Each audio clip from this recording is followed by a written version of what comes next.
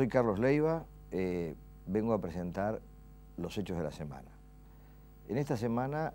todavía tenemos como un hecho central la desaparición del jefe político del gobierno y del oficialismo, que ha dejado naturalmente un vacío que ha absorbido la totalidad de los conceptos y la información, incluso en el área económica. Pero, por lo tanto, la primera respuesta referida a los hechos es establecer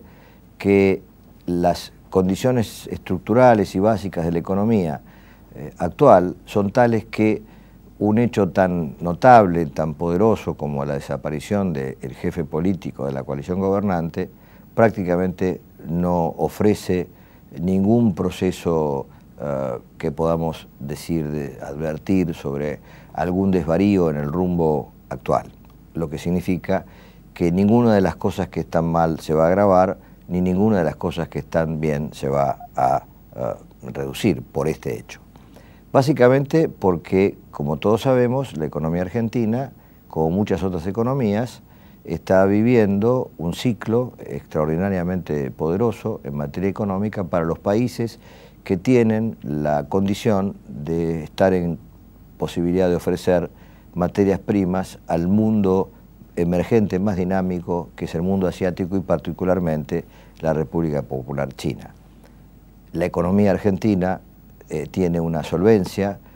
que deviene, de alguna manera, de esa demanda permanente, sostenida y creciente de productos primarios por parte de China, que a su vez rebota en Argentina de manera directa por las compras de China y la India al país, y de manera indirecta por el auge que produce en la economía brasilera, que a su vez se constituye en un fuerte demandante de la economía argentina. No debemos olvidarnos que hoy Brasil es el octavo país del mundo en lo que puede llamarse la medición por el tamaño de su Producto Bruto Interno, y por lo tanto, mientras la Argentina reciba las demandas de la que es, de alguna manera, hoy la tercera y potencialmente la segunda economía mundial, que es China, más la demanda de la octava, que es hoy Brasil, tiene un frente externo absolutamente favorable, lo cual implica para el país tener una seguridad de que no pasaremos nuevamente y de manera próxima, ni remota, diría yo, la enfermedad que siempre ha acudido a la economía argentina a sus peores situaciones, que es la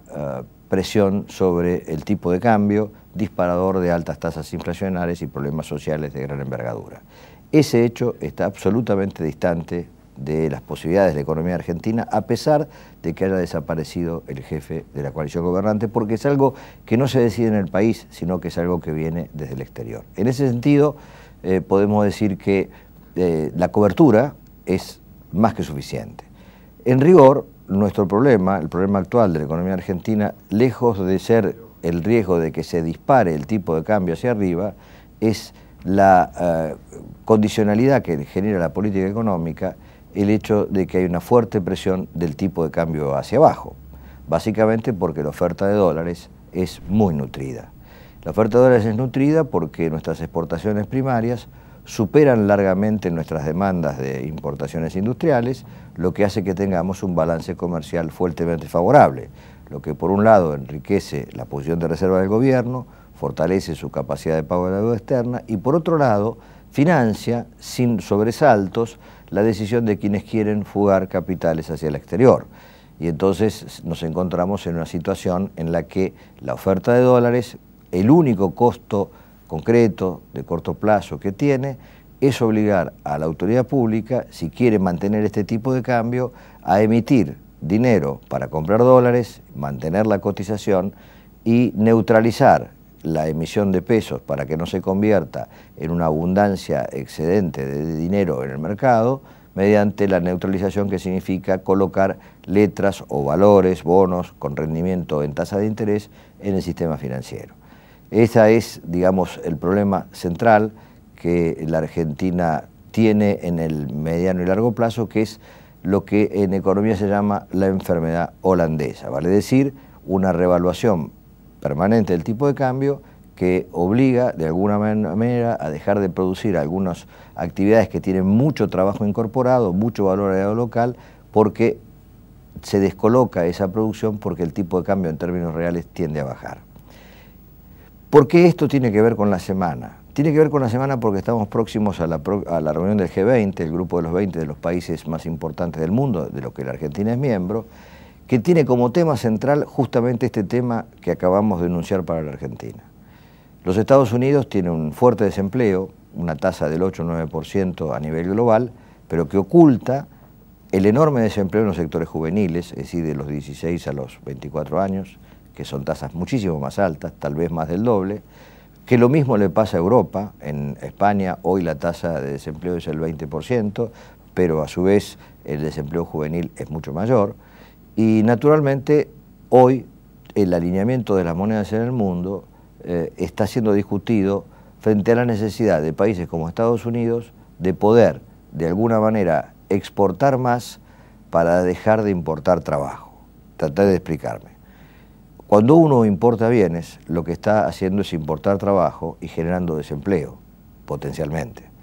Y entonces la tendencia a un país deficitario como es los Estados Unidos, en su comercio exterior, es tratar que los demás países revalúen, o sea, que paguemos menos pesos por dólar, para poder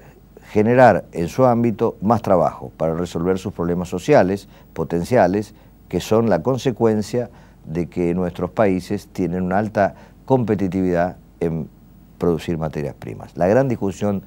hoy del mundo, y lo que va a ocurrir en el G20, es una discusión que se centra en el debate de la guerra de monedas, vale decir, en la necesidad de los Estados Unidos que, concretamente China, revalúe el yuan, pero que en rigor es una guerra de empleo. Es una guerra para lograr incrementar los niveles de empleo. Es un problema nuevo porque por primera vez en la historia contemporánea tenemos países que, como China, con niveles de salarios muy bajos y con una enorme oferta de mano de obra, están en condiciones de producir bienes de alta tecnología. Esto es un hecho absolutamente nuevo, no ocurría antes. Antiguamente los bienes de alta tecnología eran producidos por los países de salarios altos, donde la técnica, la ciencia y el desarrollo tecnológico habían alcanzado el máximo nivel. Y hoy China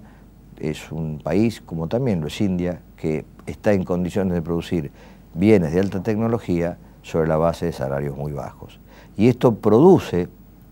un cambio estructural en las corrientes de comercio que hoy se trata de resolver por la vía obligada del cambio de las relaciones de monedas. La discusión es revaluación china o devaluación americana. Naturalmente, las dos decisiones son gravísimas para cada uno de los países y el mundo se mantiene en esta discusión que llamamos la guerra de monedas. ¿Cómo lo afecta a la Argentina este hecho? Bien, el principal problema para la Argentina, y es un problema que anterior a la desaparición del expresidente Kirchner, el gran problema de la Argentina es si la historia nos beneficia con un flujo de fondos extraordinario y a la vez nos castiga con la posibilidad de un creciente proceso revaluatorio. Cuando la moneda alcanza ciertos niveles reales muy bajos, conocemos nosotros la historia, se empieza a desplazar el trabajo. Y esto obliga a un monitoreo en Argentina muy firme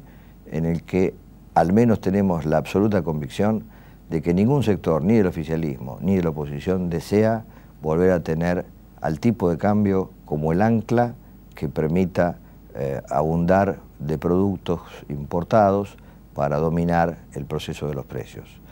En esto hay una coincidencia. Lo más difícil es llevarla a cabo.